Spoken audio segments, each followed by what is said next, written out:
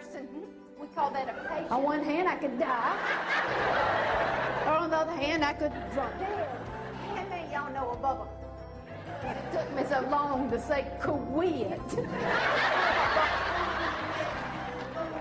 I fell to my hair, freezing there. She started crying. You must be Bobbie. The name for this. It's called a closed head injury.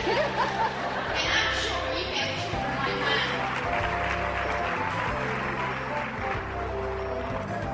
And you know, when somebody like me opens my mouth, I know that you think my IQ drops 20 points. It's Gomer Pyle and R.F.D. Mayberry, those TV programs. I mean, it's like the name Bubba. How many of y'all know a Bubba? Yeah. You know what Bubba stands for? Boys unimpressed by BMWs, briefcases, and aerobics. Isn't something I have found out? You know, we have some differences, but we have so many more things in common than things that separate us. We all want to be happy, don't we? Yes, sir, and we all want to enjoy our job, don't we?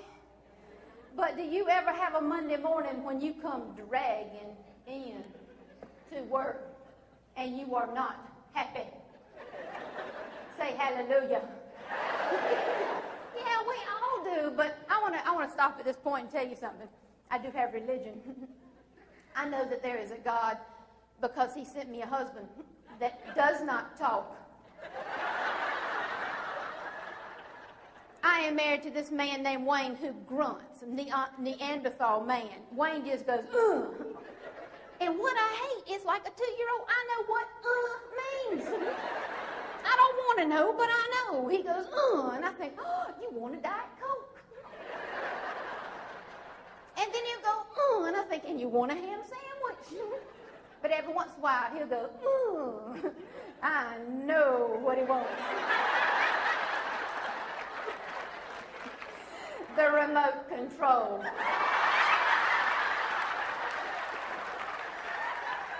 Well, I think I've always been a funny person, and I think that humor lets out little puffs of pain. Growing up was painful for me, and I was overweight. I didn't have a lot of friends, insecure in so many ways, and I learned that if I laughed faster, people would laugh with me, not at me. And so life itself, I just have chosen to view it as funny instead of see it as painful. And I mean, I certainly haven't had the perfect marriages or the perfect children or perfect anything, but I've just chosen to laugh at it. But this day I was standing there.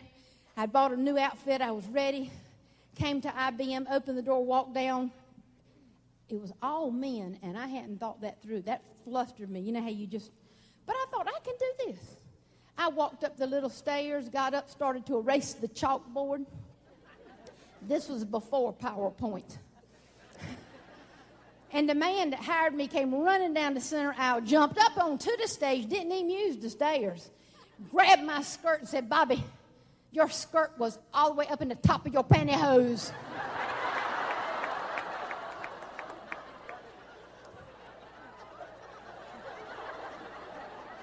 Do you think that was funny then? I thought, I can die or I can drop dead. And I could hear my mother, honey, always wear clean underwear. It was at that point that I remembered I didn't have any on. You know, with pantyhose, you can choose to wear an additional pair or just use what comes with them. And I want to tell you, you know how when something bad happens, how you have a flashback? Well, y'all, I have watched a gazillion. I've been a nurse 20 years. I have watched a gazillion people get dressed, men and women. And I want to tell you little thin women something to your face. Both of you. Little thin women don't put on their pantyhose like I do. Little thin women get the pantyhose out of the bag and they shake them one time. And they pick up that foot and they step in. And they pick up that foot and they step in. And they go, what? And those things are pretty much up. That's not how I do it. When I get ready to put on my pantyhose, I drag up a chair. And I sit down in the chair, and I use this hand to help me hoist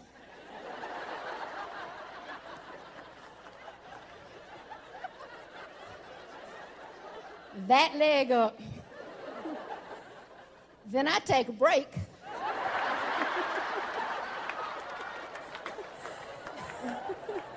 Because I have got some work ahead of me. You know, they make pantyhose for women like me. They're called Just My Size.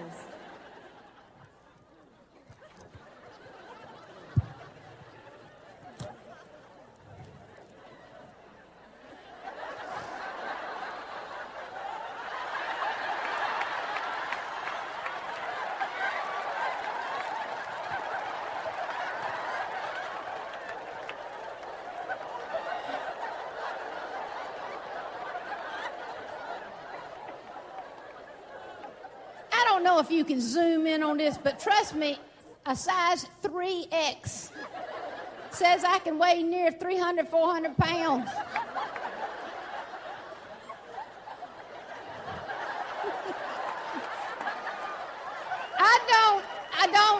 I don't know what's wrong with the manufacturer of large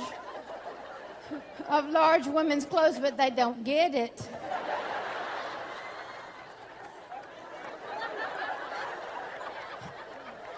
They think that we get taller. And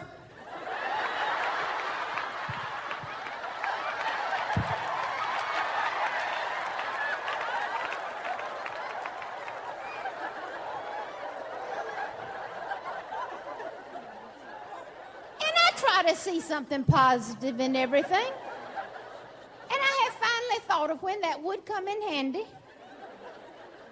If ever I was in a bank and I decided I wanted to have an impromptu bank robbery,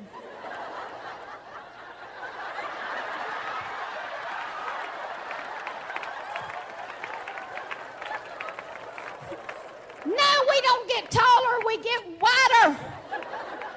Now I'm not fudging, that's a pun, but this is the truth. Watch this.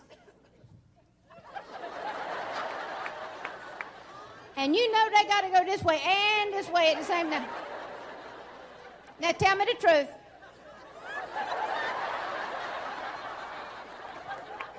Do you see little pieces of my hip leaking out on both sides? I mean, it ain't going to happen. And you know how when you put them on, it's a rhythm thing. Got to hold your mouth, just right. You got to work you got to work your fingers down to the end of the toe.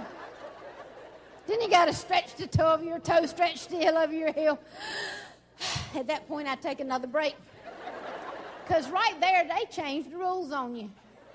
Because once you start getting those pantyhose up your leg, when that waistband gets to your knees, it is so tight that for here on up, you got to go up in a hurry. Because you got to go up without the aid of oxygen. And you got to hurry on up lest you fall out. And I'm working on little pantyhose. You don't want to peck them and you don't want to run them, and Lord knows you never want to get one twisted. And I got right up to here, to what we're going to call a point of tension. And I had another flashback.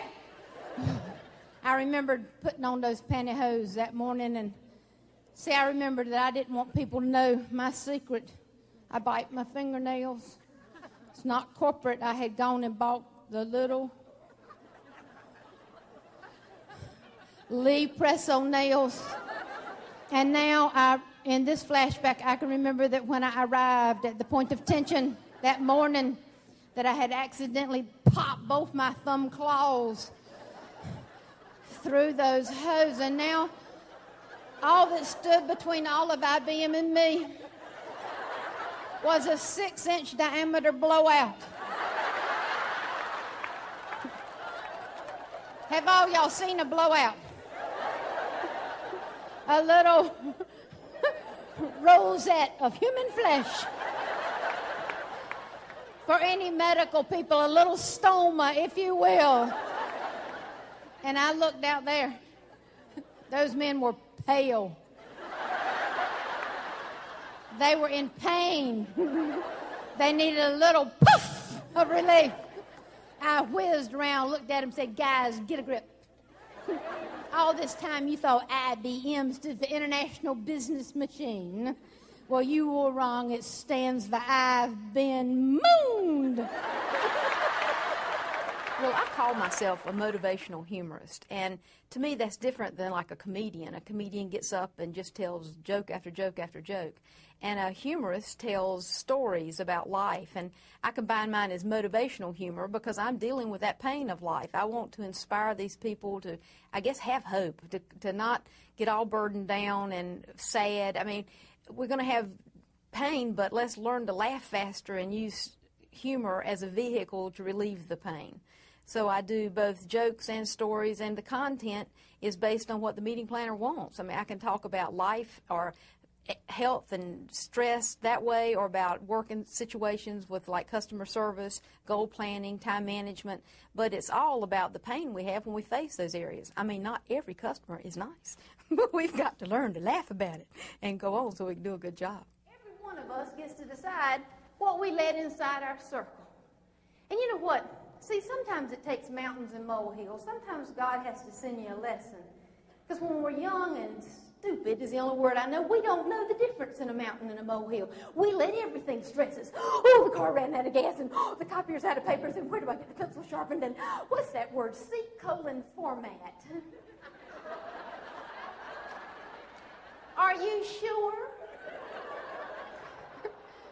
I mean, we let everything bother us. The internet, things are changing, aren't they? The changes get us. I can remember when the net was something you put on your hair at nighttime, and web was something your clothes did, right? When it didn't fit just right. But we let things bother us, but the older I get, I've learned that I can't let everything inside my circle. And I finally decided you have to go down to the beach or to the coast, and we're near the, right there. You can just go and draw a circle in the sand and get inside that sand. Get inside that circle and decide what you're going to put inside your circle. I put my health, my family, and my God. Because if I lose my job and I walk away with those three things, I can pretty much find another one. You know that? But that's a lesson to learn. Thank you. And it's easy enough to say, but isn't it hard to do? Don't we still have things that jump inside our circle and just, we do what I call in the South, we have a hissy fit. How many of y'all have ever had a hissy fit? Yeah. I'm among sisters. I love it. Every time I find you doing that, I want you to think of those women on the Titanic that passed up dessert.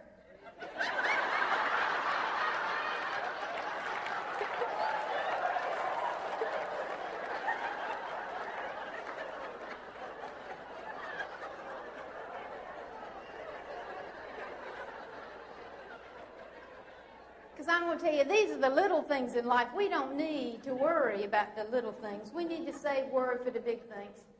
And I'll tell you something seriously. If your life's anything like mine, God will send you a mountain.